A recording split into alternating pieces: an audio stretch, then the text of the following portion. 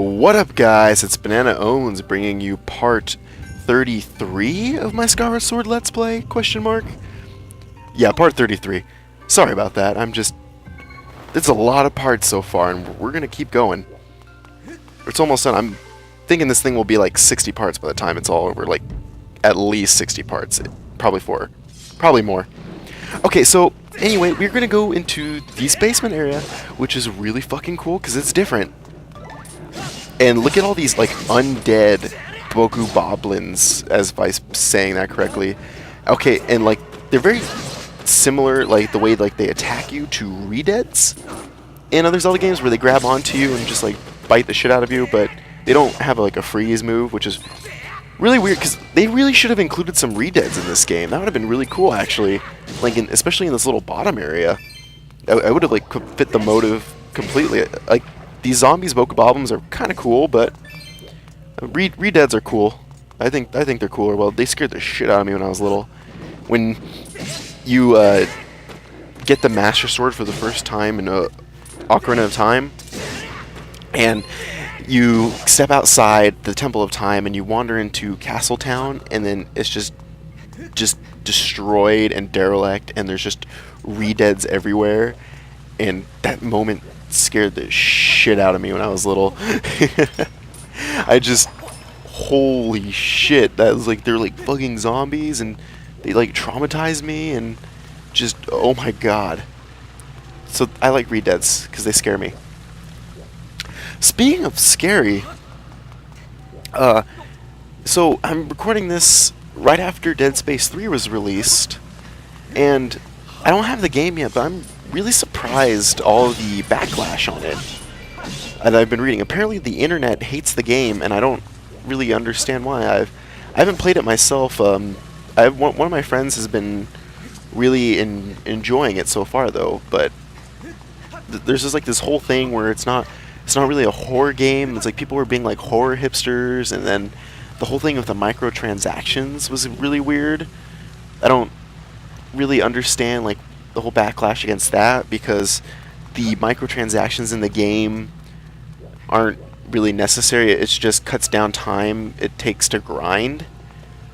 It's just for people that want instant gratification and are willing to spend like a couple bucks to get like items in something. And I don't understand like what's like the backlash about that. It's been like the internet's like really negative as of late. Well, it's always been negative, but I've been noticing a lot more, at least. It's been just super negative. Just, I don't think they like anything. They hate everything. And then, like, it's like getting on to the whole like internet hating stuff. So Dead Space 3, it seems like a fun game. I've seen some gameplay of it. I haven't played it myself. I watched someone play it, and someone who enjoyed Dead Space 1 and 2 and say they really enjoyed Dead Space 3. I don't understand it. And speaking of like people hating on things, there's been a lot of backlash over the Alien vs. Predator game coming out, because they announced it'll have a season pass, and everyone's up in arms about it. And again, I don't understand why people are getting pissed off. It's like, if you're going to buy all the DLC for the game, you should probably get the season pass, because you're going to end up saving money in the long run. Of course, it's a little bit of a risk, as is for all season passes. There might be bad DLC, but I think it's kind of a risk to take, because you save money if you're going to buy all of them anyway.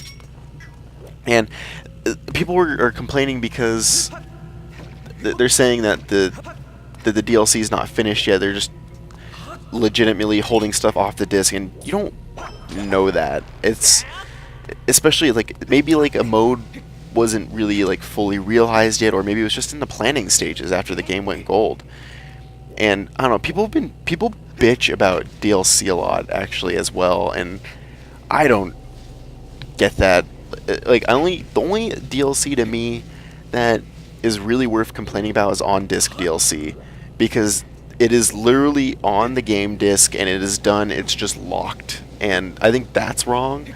But like any DLC that's released, even day one DLC, I'm cool with, as long as it's not on the disc.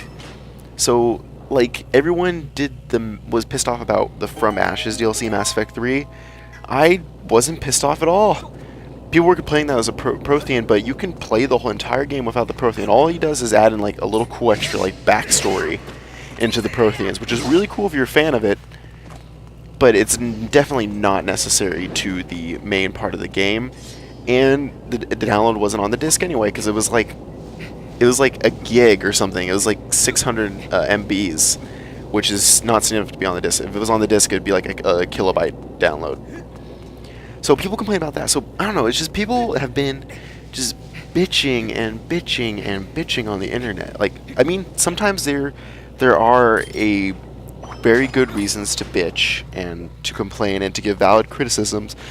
But it seems like lately that's all people have been doing is criticizing, and they haven't been moving on. I think just the backlash from this week, where it was like rumored that both the PS4 and the next Xbox, or the next PlayStation and the next Xbox, will have content that will have like a browser that it will have a method where users can't play used games. And everyone did a huge backlash about that, but it was a fucking rumor. No one confirmed anything yet, and people were getting upset about it, and you can't base stuff off like baseless knowledge. And the internet's just a very negative place, and I don't like it. It's really annoying, because it just makes me like not want to like read reviews or look at user reviews. It's just really sad, and I just don't get it. So, well, anyway, back to Skyward Sword. Oh, I step off my internet soapbox there. Back to Skyward Sword. This part's really cool. It's a nice little, actually, like, set-piece moment where you have to climb this rope through the basement, and then zombie Boku Bombs climb up after you. And it's really suspenseful, and I'd really enjoy it. It's actually, like, a really cool part of the game. It's a real good set-piece moment, and it's different. Okay, so as you see in the little basement area, we do a little switch there so we can travel back quickly. Okay, yeah, reading this little tab. I don't know why I'm reading the tablet here. I think I'm just saving just for funsies. Just for funsies, guys. Okay, so what we're gonna do is we're gonna raise the center structure back up. And what it's going to do is it's going to open up the boss key so we can get it. Okay, so wait for this little cutscene here. Do. It takes a really long time to load up. I don't think it was necessary to show that whole cutscene again. So we just hop down. And go back to the basement area. And it's really weird how it puts you on the rope again. Okay, what the fuck am I doing? Okay, that's the wrong way. Okay, let's go. Okay, so there's a little fountain that I activated, and as you can see, the little center console is up. The little center room is up now. So we're gonna open this chest, and we're gonna get the boss key, and then something amazing is gonna happen. Are you ready, guys? Dun dun dun! So much suspense, which is really like anticlimactic because you just climb up and wait for the center thing to fall. And it crushes all of them. It's really like hilarious to me, just because like how anticlimactic it is. You're like, oh shit, it's gonna go down. It's gonna go down. And then oh no, never mind. I guess I'm just gonna run past everything. It's like if you're playing like Devil May Cry and you activate like a wave of enemies and there's like 40 enemies on screen and you just run past them all. It's just like, oh, nope, not today, guys. I'm very sorry indeed. So, making our way over to the boss door, which we got a look up in an earlier video, and of course manipulating this boss key. This one's a really easy one to do, actually. So let's see. There we go. Fuck yeah. That boss key. Oh yeah, giggity. And what it does is it opens up the little skylight to the center area, and we're gonna go fight a boss. And this boss that we're about to fight is one of the best bosses in the game. It is fun. It utilizes the whip, and overall, it's just so important for things to be fun. It's just so good. His name is Kaloktos, and he's like this. He's kind of based off like Vishnu, like the Hindu god.